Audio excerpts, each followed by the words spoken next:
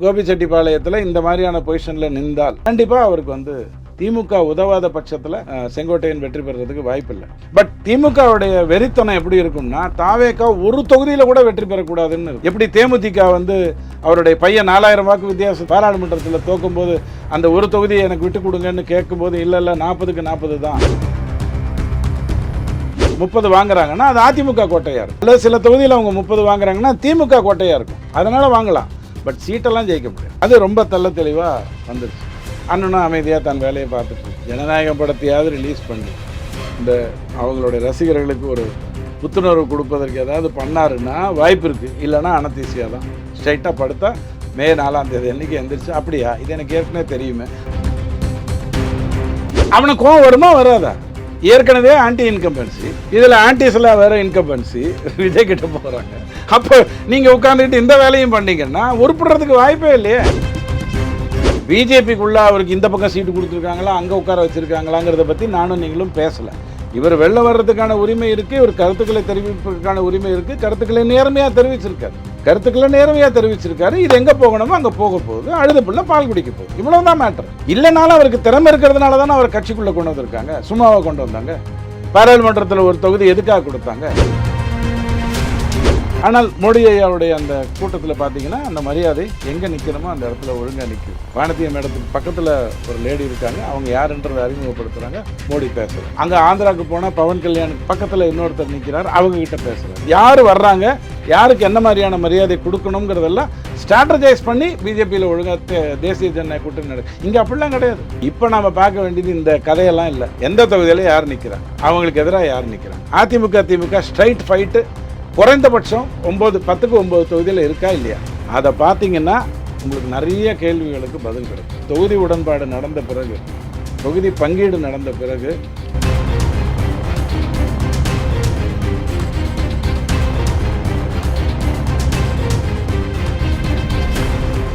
Real one உறவுகளே, நடுநிலையோடு பொறுப்புடன் செய்திகளை வழங்கி பல லட்சக்கணக்கான மக்களின் நம்பிக்கையை பெற்ற நமது சேனலின் வளர்ச்சிக்கு உங்கள் ஆதரவு தேவை. இந்த ஊடக பயணம் தொடர்ந்து வலுப்பெற திரையில் தெரியும் QR கோட் ஸ்கேன் செய்தோ அல்லது டிஸ்கிரிப்ஷனில் உள்ள வங்கி விவரங்கள் மூலம் உங்களால் முடிந்த அளவு சப்போர்ட் செய்யுங்கள். உங்கள் ஒவ்வொரு ஆதரவும் நமது குரலை இன்னும் பல லட்சம் பேரிடம் கொண்டு செல்ல உதவும். ரியல் ஒன் நேயர்களுக்கு வணக்கம். இன்று நம்முடன் இணைகிறார் துக்ளக் வாசகர் குழுவை சேர்ந்த திரு ரவி TDS அவர்கள். வணக்கம் சார். வணக்கம். விஜயை தோற்கடிப்பதற்காக தான் ஜான் ஆரோக்கியசாமியும் ஆதவர்ஜுனாவையும் திமுக வந்து இங்கே இறக்கியிருக்காங்க. ஸோ விஜயை தோற்கடிச்சு நடுத்தேரில் நிற்கவர் தான் எங்களோட பாணி அப்படின்னு சொல்லிட்டு சார்லஸ் மார்ட்டின் சொல்லியிருக்காரு. இல்லை ஆதவர்ஜுனா ஜான் ஆரோக்கியசாமி சொன்னவர் ஏன் செங்கோட்டையனை குறிப்பிடாமல் சொல்லியிருக்காரு? செங்கோட்டையனால் பெரிய மாறுதல் எதுவும் பண்ண முடியாது. நீங்கள் 9 முறை ஜெயிச்சாரு அப்படிங்கிறதெல்லாம் இரட்டை இலையினாலும் அவர் கட்சிக்கு எந்த தப்பும் பண்ணலை. கட்சிக்கு எதிரான கருத்துக்களை அன்றைக்கி போராட்டம் ஒன்று அறிவித்தார். ஒரு பெரிய ஊர்வலம்லாம் வந்துட்டு ஒரு இடத்துல உட்காந்தார். அதுக்கு முன்னாடி அவர் கட்சிக்கு எதிரான கருத்துக்களை வெளியிடலை. அவர் எம்ஜிஆர் புரட்சி தலைவிங்கிற ஆங்கிள்குள்ளேயே போயிட்டு இருந்தார். ஏன்னா அவருக்கு நல்லா தெரியும் இந்த முறை கோபிச்செட்டிப்பாளையத்தில் இந்த மாதிரியான பொசிஷனில் நின்றால் கண்டிப்பாக அவருக்கு வந்து திமுக உதவாத பட்சத்தில் செங்கோட்டையன் வெற்றி பெறுறதுக்கு வாய்ப்பு இல்லை. பட் திமுகவுடைய வெறித்தனம் எப்படி இருக்கும்னா, தாவேக்கா ஒரு தொகுதியில் கூட வெற்றி பெறக்கூடாதுன்னு இருக்கும்.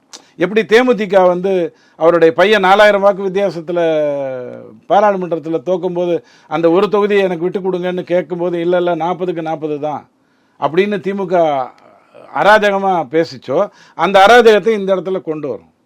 திமுக வழுக்க போகிறது இந்த அராஜகத்தினால தான். ஏன்னா இப்போ சின்ன பசங்க தான் அங்கே விளையாடிட்டு இருக்காங்க. மூத்தவனுக்கு பேச்சுக்கு இடம் இல்லை. 130 தொகுதியில் நின்றா போகிறோம். 2006 2004 நம்ம மத்திய அரசுக்கு போயிட்டோம், கூட்டணி எல்லாம் அரவணைச்சிட்டு நின்றாதான் நல்லதுன்னு கருணாநிதி ஐயாவுக்கு புத்தி சொல்லி கொடுப்பதற்கும் அதை புரிந்து கொண்டு ஏற்பதற்கும் ஒரு நல்ல தன்மை இருந்ததுனால தான் 2006 இவங்க வெற்றி பெறவே முடிஞ்சது. இல்லைனா 4 அங்கே போனாங்க இல்லையா மத்திய அரசுக்கு, அப்போவே இவங்க 2006 அதிமுக வந்திருக்கும். தன்னை இறக்கிக்கிட்டு கூட்டணி நிறைய பேரை கூட்டிகிட்டு வந்து பல்லக்கு தூக்கிகளெல்லாம் அதிகப்படுத்தி அதுக்கப்புறம் தான் அவர் வின் பண்ணார், மைனாரிட்டி ஆட்சி அமைச்சார். திரும்ப திமுக மைனாரிட்டி ஆட்சி அமைச்சதுன்னா என்ன ஆகும் அதனுடைய நிலைமை? இப்போ நீங்கள் யோசிச்சு பாருங்கள். 130 நிற்கக்கூடிய அளவுக்கு நீங்கள் தள்ளி விட்டீங்கன்னா மைனாரிட்டி ஆட்சி அமைச்சா என்ன ஆகும்? போன தேர்தலை விட அதிகம் நிற்கணும்.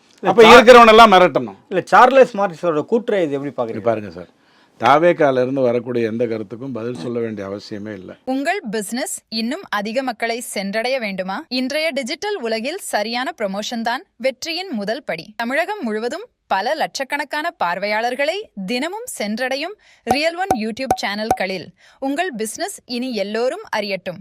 குறைந்த செலவில் அதிக ரீச். உங்கள் பிராண்டுக்கு நம்பிக்கையும் வளர்ச்சியும் சேர்க்க இன்றே எங்களை தொடர்பு கொள்ளுங்கள். 9280087164. இல்லை தாவேக்கல்ல வேற ஒரு கட்சி ஆதவ அர்ஜுனா மைத்தோன் தான் இது சொல்லியிருக்காரு. ஆதவ அர்ஜுனாவை பொறுத்த வரைக்கும் அவர் பேசுறது தப்புங்கிறத நம்ம பலமுறை எடுத்து சொல்லிட்டோம். அவரை எதிர்த்து பேசுவதற்காகவே அவருடைய அம்மாவோ இவங்களை வச்சு ஒரு கட்சி, அவருடைய பையன் வச்சு ஒரு கட்சி அப்படிங்கிறதெல்லாம் நீங்கள் பார்த்துக்கிட்டு இருக்கீங்க. பாண்டிச்சேரியில் அவங்க தப்பிச்சதே பெரிய விஷயமாச்சுங்கிறத முந்தானத்துக்கு படிச்சிருப்பீங்க. ஏதோ ஒரு வலிய காரணத்துக்காக தான் அது நடந்ததுங்கிறத நீங்கள் நினச்சிருப்பீங்க. சரி, இதெல்லாம் பேசுகிற நேரம் இல்லை. இப்போ நம்ம போருக்கு போயாச்சு, களத்துக்குள்ளே இறங்கியாச்சு. அடுத்த சில நாட்களுக்குள்ளே தொகுதி தெரியணும், வேட்பாளர் தெரியணும், அவன் வேலை செய்யணும், ஆட்சி அமைக்கணும். இதுக்குள்ளே வந்துட்டோம். ஸோ இந்த சலசலப்புக்குள்ளே போகணுங்கிறது இல்லை. தாவேக்காவுடைய அதிகபட்ச வாக்கு 15% 20%. அது எழுதி வச்சுக்கோ. அதிகபட்சம் 21 இல்லை, 22 இல்லை. சில தொகுதியில் அவங்க 30 வாங்குறாங்கன்னா அது அதிமுக கோட்டையாக இருக்கும். அல்லது சில தொகுதியில் அவங்க 30 வாங்குறாங்கன்னா திமுக கோட்டையாக இருக்கும். அதனால் வாங்கலாம். பட் சீட்டெல்லாம் ஜெயிக்க முடியாது. அது ரொம்ப தெள்ள தெளிவாக வந்துருச்சு. அண்ணனும் அமைதியாக தன் வேலையை பார்த்துட்டு இருக்காரு. ஜனநாயகம் படத்தையாவது ரிலீஸ் பண்ணி இந்த அவங்களுடைய ரசிகர்களுக்கு ஒரு புத்துணர்வு கொடுப்பதற்கு ஏதாவது பண்ணாருன்னா வாய்ப்பு இருக்குது. இல்லைன்னா அனத்தீசியாக தான் ஸ்ட்ரைட்டாக படுத்தா மே 4ஆம் தேதி அன்றைக்கி எந்திரிச்சு அப்படியா இது எனக்கு ஏற்கனவே தெரியுமே அப்படிங்கிற மாதிரி பொசிஷனுக்குள்ளே தான் அவங்க போக போகிறாங்க. திமுக கூட்டணியில் மதிமுக, கம்யூனிஸ்ட், மார்க்சிஸ்ட் கம்யூனிஸ்ட், விடுதலை சிறுத்தைகள் இது போல கட்சிகள் எல்லாருமே சீட்டுகள் குறைக்கப்பட்டு தான் இருக்குது. இதுக்கு காரணம் தேமுதிக உள்ளே போனதால் தான் சொல்லப்படுது. இது காரணமாக இல்லை பண்டைய தேர்தலில் இவங்களாம் தோல்வி விட்டுறதான் ஒரு காரணமாக? தேமுதிகவை பொறுத்த வரைக்கும் ராஜ்யசபா கொடுத்த உடனே தேங்க்யூங்க 4044 வரைக்கும் நீங்கள் விஜயகாந்த் படத்தை பயன்படுத்திக்கலாம், நாங்கள் கிளம்பி போகிறோன்ட்டு போயாச்சு. இருந்தாலும் கொஞ்சம் ஏதாவது தொகுதி கொடுத்தீங்கன்னா தானே நாங்கள் உள்ளே இருக்கிறதுக்கு ஏதாவது நியாயம் வரும். அப்போ அவங்கக்கிட்ட சிம்பிளான பேரம் தான். உங்கள் ஆளுங்க ஆல்ரெடி எங்கிட்ட தான் இருக்காங்க. 2016 உங்கள் ஆளுங்க எங்கிட்ட தான் இருக்காங்க. முரசில் நில்லுங்க, மீதி 3 உங்கள் ஆளுங்களுக்கே நான் கொடுக்குறேன். ஏற்கனவே உங்கள் ஆளுங்க இருக்காங்களே அவங்களுக்கே நான் உதயசூரியனில் கொடுக்குறேன். இவ்வளவு தான் அவங்க பேச போகிறது.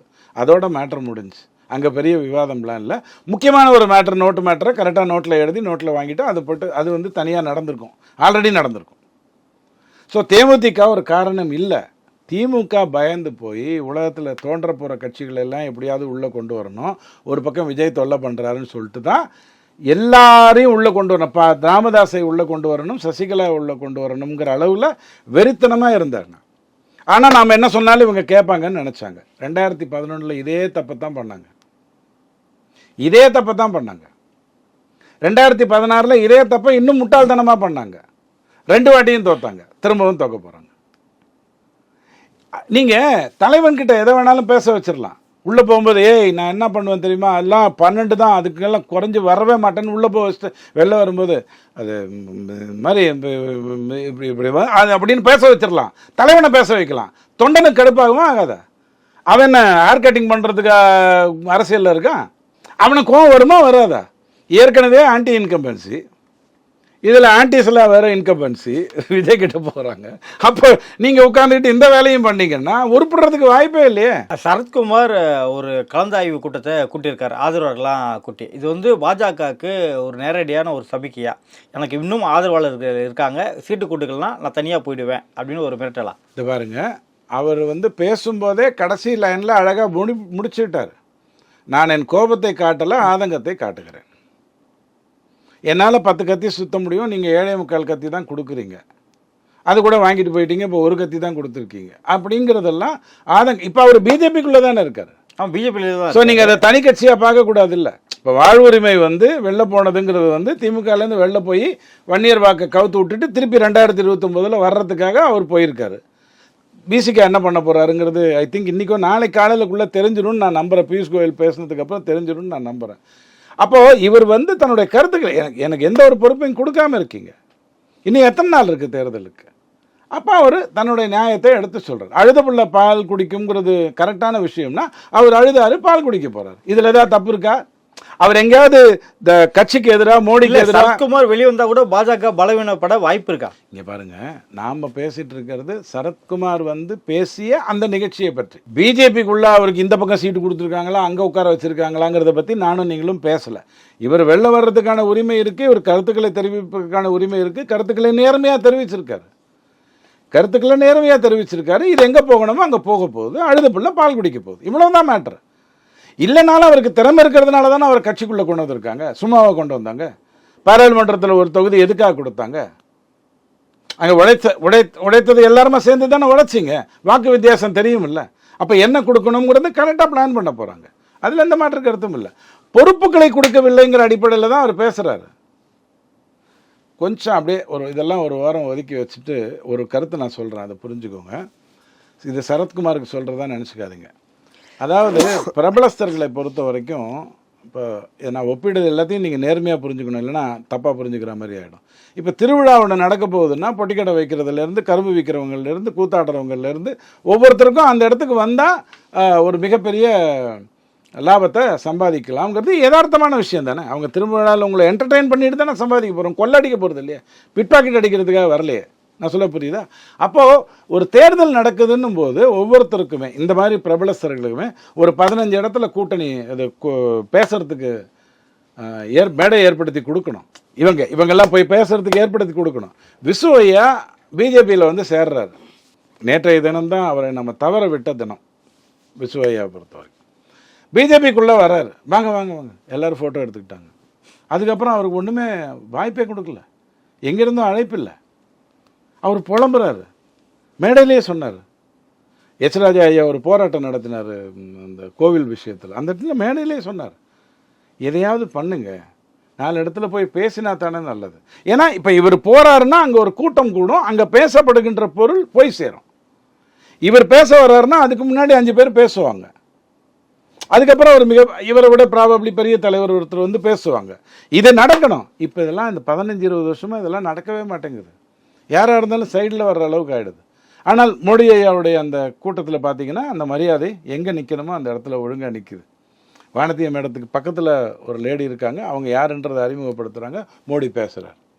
அங்கே ஆந்திராவுக்கு போனால் பவன் கல்யாணுக்கு பக்கத்தில் இன்னொருத்தர் நிற்கிறார், அவங்கக்கிட்ட பேசுகிறார். யார் வர்றாங்க, யாருக்கு என்ன மாதிரியான மரியாதை கொடுக்கணுங்கிறதெல்லாம் ஸ்ட்ராட்டஜைஸ் பண்ணி பிஜேபியில் ஒழுங்காக தேசிய ஜனநாயக கூட்டணி நடக்கும். இங்கே அப்படிலாம் கிடையாது. இது ஒரு பெரிய சாபம். சரத்குமார் அரசியலில் எதுக்கு இருக்காரு? அவர் வந்து 234 தொகுதியிலையும் பேச வைக்கிறத விட உங்களுக்கு என்ன வேலை? அதை ஏன் நீங்கள் கொடுக்க மாட்டேங்கிறீங்க? பிஜேபியில் கொடுக்கல. இல்லை அடுத்த மாநில தலைவராக அவர் வந்துருவாருன்னு சொல்லிட்டு ஒரு அச்சம் இருக்கோ என்னமோ. நீங்கள் அவ்வளோ தூரத்துக்கு போகிறீங்க. நியாயமான கேள்வி பதில் தான்.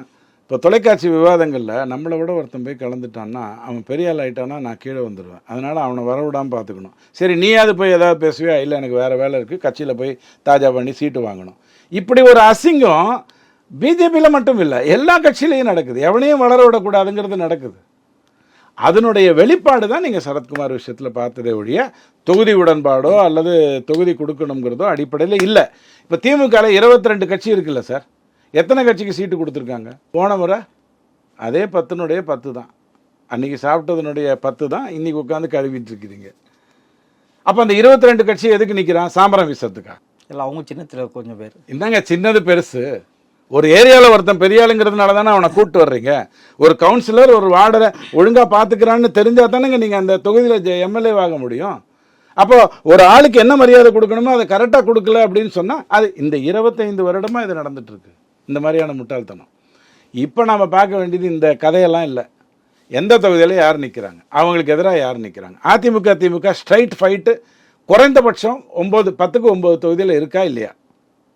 அதை பார்த்தீங்கன்னா உங்களுக்கு நிறைய கேள்விகளுக்கு பதில் கிடைக்கும். தொகுதி உடன்பாடு நடந்த பிறகு, தொகுதி பங்கீடு நடந்த பிறகு நீங்கள் கொடுக்குற டிவி இப்போ இது வந்து இத்தனை நாள் நீங்கள் கேள்வியெல்லாம் கேட்டிங்கல்ல, திமுக அப்படி பண்ணிச்சா, இது பண்ணிச்சா, டெல்லிக்கு ஏன் போகிறாங்க, நாம் என்ன அடிமையா, இந்த கதைக்கெல்லாம் பதில் அதில் கிடைக்கும்.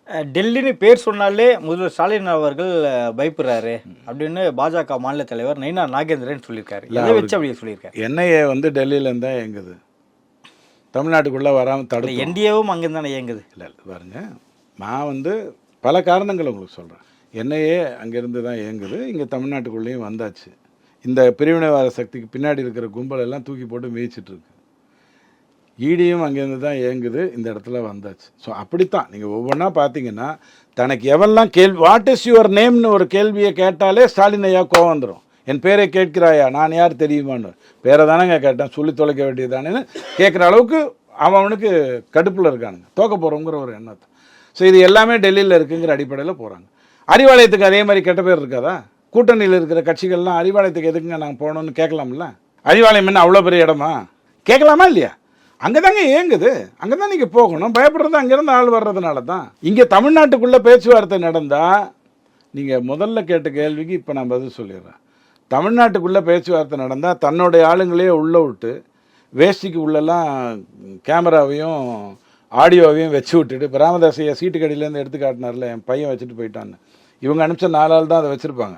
ஆனால் அவர் பையன் அந்த மாதிரி இங்கே நடந்தால் அங்கே என்ன பேச்சுவார்த்தை நடக்குதுன்னு சொல்லி கொடுக்கறதுக்கு அல்ல கைகள் இருக்காங்க. அதனால தான் இது அங்கே போகுது. இதில் ஏதாவது தப்பு இருக்கா?